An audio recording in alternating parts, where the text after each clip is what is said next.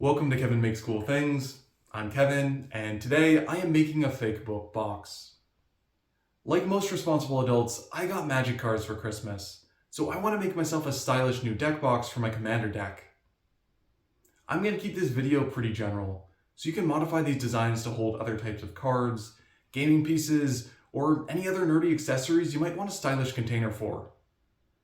Without further ado, let's look at my approach and how it probably differs from the three main designs you find online. The classic method is to start with an actual book. You basically glue all the pages together, cut out the center, and then clean it up. This is probably your best bet if you want a realistic hiding spot for cash or other items. There are a number of 3D printable designs on Thingiverse and other sites. One of the advantages of 3D printing these is you can add a lot of details to the cover, but the downside is these rely on large hinges to allow the books to open and close. Your last major option is to use a laser cutter to cut a bendable spine out of wood. I've seen a few designs for this, but it seems to be much less popular than the other two approaches I already mentioned. After looking at these options, I decided to go my own way. I do like the designs that use a real book, and I'll probably try making one at some point in my life, but for this project, I want something that looks more like a fantasy spellbook. The current 3D printable designs are ingenious. I just don't really like the big hinges, and I do want to be able to wrap this with some faux leather, because I think little touches like that add a lot. The laser cutter designs are awesome, and I would probably try making one of those if I owned a laser cutter, but since I don't, it's kind of off the table. I'm going to 3D print most of my design, which should allow me to include a bunch of satisfying details. At the end, I'm going to wrap this with some fake leather, which will be a nice aesthetic touch, and I can use the flexibility of the fabric to allow the book to open and close without having to rely on large 3D printed hinges. I 3D printed some of the more complicated parts for this, and then used some cardboard and an old pillowcase to make a prototype. This wasn't beautiful by any means, but it was enough to prove that the design could work. This prototype was really nice to have around. I generally don't do this step for daggers or more conventional 3D prints, because I've been doing those for years and I'm pretty confident they'll turn out. Not so much in this case. Being able to handle this did help me organize my ideas more effectively, and probably sped up the design process. Modeling this went pretty quick, because the design is relatively simple. The hardest part was adjusting the edges of the pages until I was satisfied with them. I'm trying to get better with using Blender, so here's a render of what this should look like when it's closed. You can see the fake leather wrapping around this and giving it that fantasy vibe. Here's what it should look like when it's open. I'm planning to use some red felt on the inside. I'm not sure if I'm going to cover just the bottom of the interior compartment with felt or do the sides as well. It'll probably depend on how the printing and finishing goes. I tried printing these designs, and pretty much immediately I ran into issues with the prints warping. I caught these both pretty early, before too much filament was wasted, and while I was looking at solutions, I decided to make a design change. Instead of trying to 3D print the front and back covers, and having to contend with issues like warping, I decided to just buy some thin flat material, cut it down to the right size, and attach it to my prints. I wasn't too particular about what this material looked like, because this is all going to be covered with either fake leather or felt. I decided to go for some 3mm MDF from Amazon, which was about 20 bucks for 5 or 6 sheets like this. This stuff is pretty easily available online, because it's often used for laser cutting. I recommend you check the reviews, because the number of products had complaints that the sheets were warped, which was exactly what I was trying to avoid. This one had some bad reviews, saying the lasers didn't cut it quite properly, but since I'm not using it for that purpose, I didn't really care. This was a pretty quick change to make in Blender, because the designs were largely unchanged. The only difference was what sections were going to be 3D printed. My approach for this was to only model 1/4 of this, and then use a mirror modifier to fill in the rest. This saved me a lot of time and made it easier to export chunks of this for printing. I divided my finished design into two pieces for printing, the top and the bottom. The top has two embedded holes for magnets, to securely hold the cover shut and keep the contents from spilling everywhere. The bottom has this lip, which I'll talk more about in a minute. I tried printing these updated designs and it went terribly. I was outside doing yard work at the time, but when I came back in, I found this. I did eventually get this to work, and I'll talk more about this in just a moment, but just to show you what I was dealing with, this is the level of warping I had. This drove me nuts for like a week. I tried all sorts of different things and eventually found the solution using an infrared thermometer.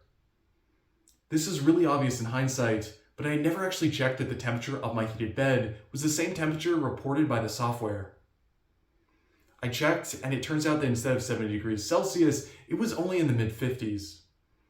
I turned that up until it was actually 70 degrees Celsius, and this printed like magic. Hopefully, this is the end of my troubles with warped prints. I queued up the last piece and started printing. The project was finally looking up, and I was excited to move forward and make some progress. The only mystery that remained was what were these glass-like shards and why were they on the bottom of my print? I checked my printer bed and pretty quickly figured out where those glass shards came from. So it turns out that glass beds can break. This is apparently a normal part of wear and tear that I just wasn't aware of. Who knew? My plan was just to pry these glass shards off of the bottom of my print. There were originally two pieces of glass stuck to the bottom of this print. The first piece came off while I was poking around and trying to figure out what this was.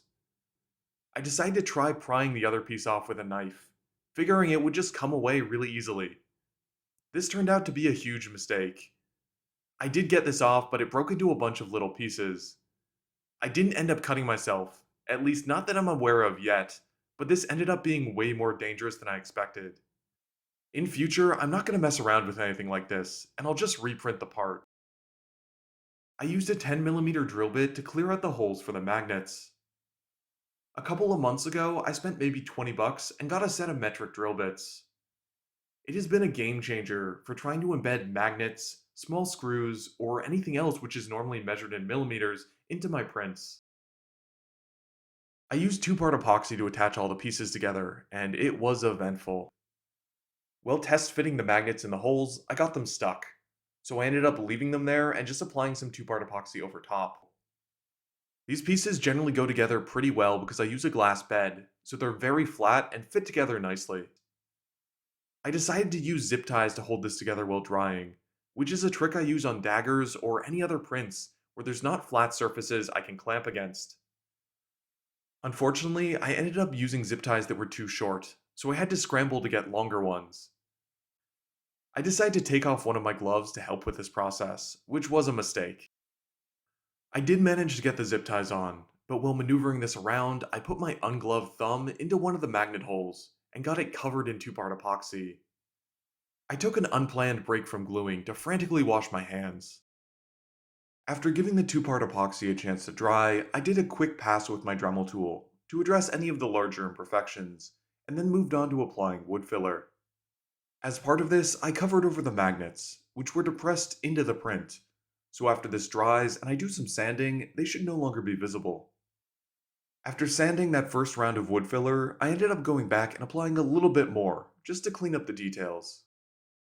Before painting this, I applied some spray-on sandable primer, and then did a quick pass with some 300 grit sandpaper. Originally I painted this in off-white, but then I decided to add more yellow to make the pages look older. This took a couple of attempts, as I tried to add details, panicked when they looked horrible, and then painted over everything to hide my mistakes. I used some spray-on matte sealer to finish off the 3D printed piece. I decided during the sanding process that I'm going to apply felt to the whole interior, because it didn't turn out that smooth. So I was able to suspend this print using a spare piece of MDF with a bit of cardboard stacked on top of it, so the edges of the 3D print were hanging free. Cutting the MDF went pretty poorly. Originally, I thought a knife might do it, but I ended up using a small saw off camera. I also cut the panel to the wrong size and broke some of the pieces, but in the end I got what I needed. I cut a piece of MDF to go into the bottom of the printed section. I want to securely attach this 3D printed piece to the back cover, but that's going to be difficult with the fabric covering.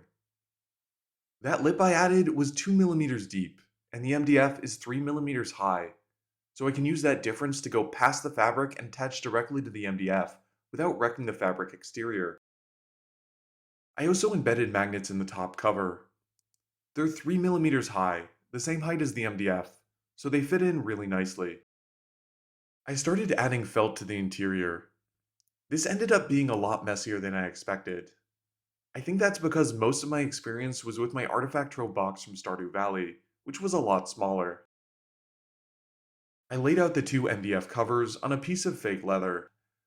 I added some scrap felt in between the two to make sure there wouldn't be a noticeable difference in thickness between the covers and the spine.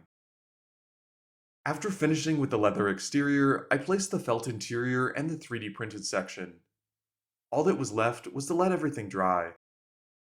I was nervous to see how this turned out, so I decided to try closing the cover after just a few minutes, before the glue had had a chance to fully dry. I'm glad I didn't wait, because the cover was way too short. I had to rip out all the work I just did so I could try again. I had to do this several more times before getting it right. By the end, the MDF pieces I was using for the front and back cover were in tatters because of how many times I glued them onto the fabric only to rip them off a couple minutes later. At this point, I was going to go through and talk about the math for how to perfectly position everything for gluing, but I guess I'll skip that because I clearly have no idea what I'm talking about. I did eventually get this to work, so let's take a look at the final product. It finally shuts. It's not as tight as I wanted, and the felt does bunch up in the spine. I need to look into this more and see if I can find a solution. The magnets do a good job holding the cover closed. I'm really quite pleased about that. The interior turned out alright. It's not as cleanly done as I'd hoped, and some bits of glue did mat the felt, but it looks fine. One good thing which came out of redoing the cover was I was able to improve on these corners.